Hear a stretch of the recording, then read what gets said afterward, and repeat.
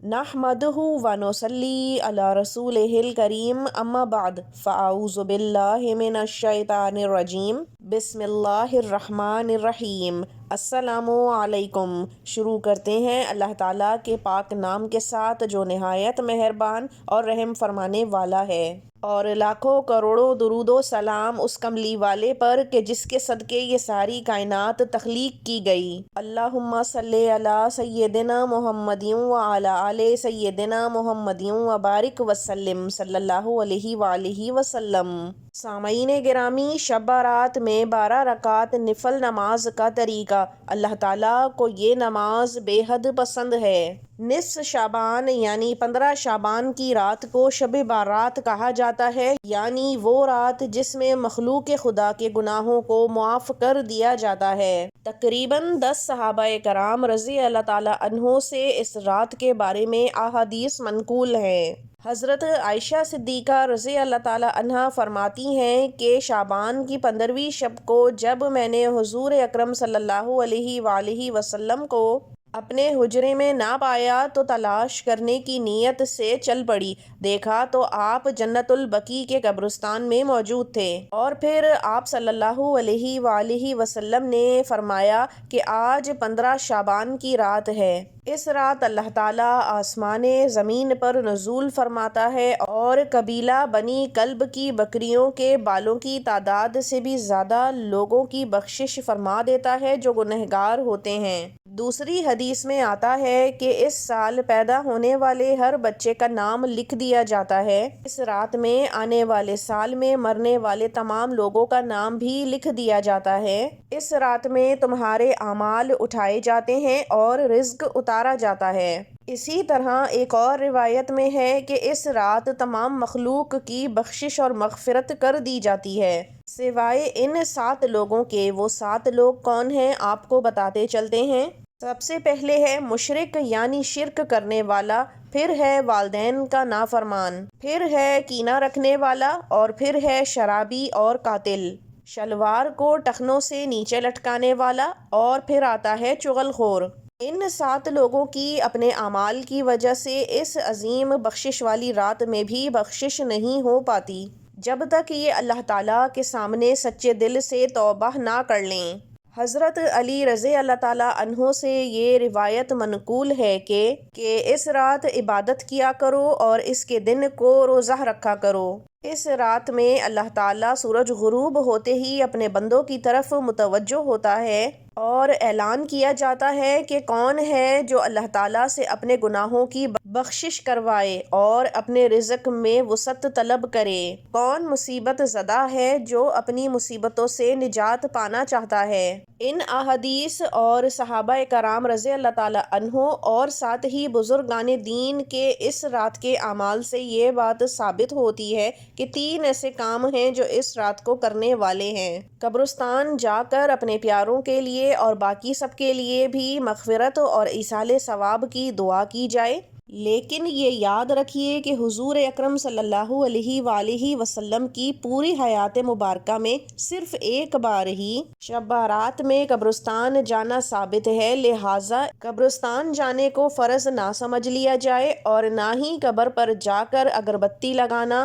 چراغاں کرنا یا پھر چادر وغیرہ چڑھانا اس طرح کی کوئی بھی چیز نہ ثابت ہے اور نہ ہی جائز ہے۔ حضور اکرم صلی اللہ علیہ وآلہ وسلم کی زندگی سے جو معاملات جس طرح ثابت ہیں ان کو اسی درجے میں رکھ کر اسی طرح سے عمل کرنا چاہیے۔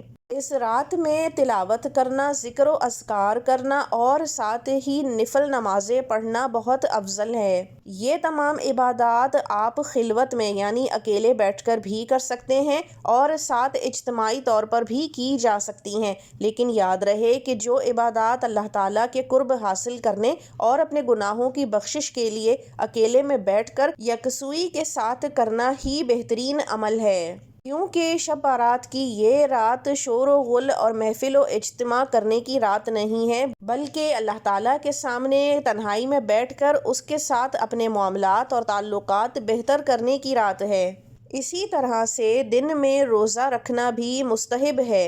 ایک تو حضرت علی رضی اللہ تعالیٰ عنہ کی روایت ہے اس بارے میں، اور دوسرا حضور اکرم صلی اللہ علیہ وآلہ وسلم ہر ماہ ایام بیس کے روزوں کا اہتمام فرماتے تھے، اور اسی نیت سے اگر روزہ رکھا جائے تو اجر و ثواب زیادہ ہوگا۔ شب بارات میں آپ اپنی قضاء عمری کی نمازیں بھی ادا کر سکتے ہیں، کیونکہ بہرحال یہ نمازیں آپ سے ضرور پوچھی جائیں گی۔ اور پھر آ جاتے ہیں یہ 12 رکعت نفل نماز، جس کا ہم آپ سے تذکرہ شروع میں کر رہے تھے، یہ بھی ضرور ادا کریں شب بارات میں۔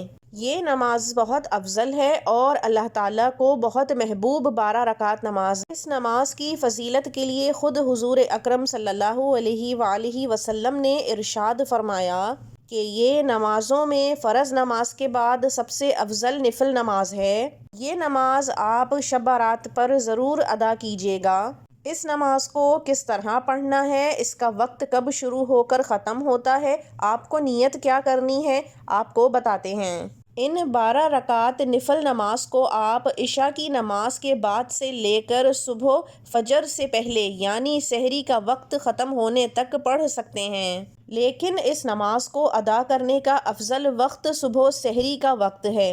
اب آ جاتے ہیں کہ کیا ان 12 رکعت نفل نماز کو پڑھنے کا کوئی خاص اہتمام ہے، یعنی کوئی خاص صورتیں، دعائیں یا وظائف ہیں؟ تو بالکل ایسا نہیں ہے، لیکن ان 12 رکعت کو پڑھنے کے مختلف طریقے ہیں۔ افضل یہ ہے کہ آپ 2 رکعت نماز نفل کر کے 12 رکعت ادا کریں، یعنی آپ نے نیت کری 2 رکعت نفل نماز کی، پھر آپ نے 2 رکعت نماز نفل ادا کیے، صورتیں آپ کوئی سی بھی پڑھ سکتے ہیں، پھر 2 رکعت نفل نماز پڑھنے کے بعد آپ نے سلام پھیر لیا۔ اسی طرح سے بعد میں 2 رکعت نماز، پھر اس کے بعد 2 رکعت نماز کرتے کرتے آپ نے 12 رکعت نفل نماز کو پڑھ لینا ہے۔ لیکن کیونکہ یہ نفل نماز ہے تو آپ اس میں سورہ فاتحہ کے بعد کوئی بھی سورت جو آپ کو آتی ہو آرام سے پڑھ سکتے ہیں، پھر چاہے وہ سورہ یاسین، سورہ رحمان، سورہ نوح جیسی طویل سورتیں ہوں، یا پھر اگر آپ کو نہیں آتی تو آپ 3 بار سورہ اخلاص بھی پڑھ سکتے ہیں، یعنی اگر آپ کو مختصر صورتیں آتی ہیں، سورہ اخلاص، سورہ ناس، سورہ کافرون یا پھر سورہ کوثر، تو آپ ان کو 3 مرتبہ ہر رکعت میں سورہ فاتحہ کے بعد پڑھ لیں گے تو یہ نفل نماز آپ کی اور بھی افضل ہو جائے گی۔ ان 12 رکعت نفل نمازوں میں ہر 2 رکعت کے بعد آپ نے نیت کیسے کرنی ہے؟ آپ کہیں گے کہ اے اللہ، میں نیت کرتا یا کرتی ہوں 2 رکعت نماز تہجد، چہرہ میرا خانہ کعبہ کی طرف، اور اے اللہ تیری خوشنودی کے لیے یہ تہجد کے نفل نماز میں ادا کر رہی یا کر رہا ہوں۔ کیونکہ یہ 12 رکعت نفل نماز تہجد کے وقت میں پڑھی جائیں گے تو اسی لیے ان کی نیت بھی تہجد کے حساب سے ہی ہوگی۔ اب چاہے تو آپ یہ نیت دل میں کر سکتے ہیں، لیکن اگر زبان سے ادا کر لیں تو مستحب ہے۔ اور پھر جب آپ ان 12 رکعت نفل نمازوں سے فارغ ہو جائیں تو پھر ہاتھ اٹھا کر اللہ تعالیٰ سے اپنے تمام کردہ گناہوں کی معافی مانگیں، اللہ تعالیٰ کو راضی کریں اور اپنے تمام حاجات اللہ تعالیٰ سے مانگیں۔ بے شک اللہ تعالیٰ بے نیاز اور قادر مطلق ہے۔ ایک جگہ حضور اقدس صلی اللہ علیہ وآلہ وسلم نے فرمایا کہ رجب اور رمضان کے بیچ میں ایک ایسا مہینہ ہے جس میں مخلوق غفلت برتتی ہے، اور وہ مہینہ ہے شعبان کا۔ سامعین گرامی، آپ اپنے لیے بھی بے تحاشا دعائیں مانگیے اور ہمیں بھی اپنی دعاؤں میں یاد رکھیے کہ اللہ تعالیٰ ہم سب کی تمام تکالیف پریشانیوں کو دور عطا فرمائے، زندگیوں میں سکون اور خوشحالی عطا فرمائے، حلال رزق عطا فرمائے، شادیاں، اولادیں، اپنا گھر، اچھی نوکری، کاروبار، تمام معاملات کو خیر اور عافیت کے ساتھ جوڑ دے اور تمام آنے والی پریشانیوں، دکھ اور تکالیف سے ہم سب کی حفظ و امان عطا فرمائے، آمین۔ سامعین گرامی، امید کرتے ہیں آج کی یہ ویڈیو آپ کے لیے بہت فائدہ مند رہی ہوگی۔ آپ دوسروں سے بھی اس کو شیئر کیجیے تاکہ آپ بھی صدقہ جاریہ میں اپنا حصہ ڈال سکیں، کیونکہ اچھی بات کو سن کر آگے بڑھانا بھی صدقہ جاریہ میں شامل ہے۔ اب ہمیں اجازت دیجیے اگلی دفعہ تک کے لیے، وآخر دعوانا ان الحمد للہ رب العالمین۔ اللہ حافظ۔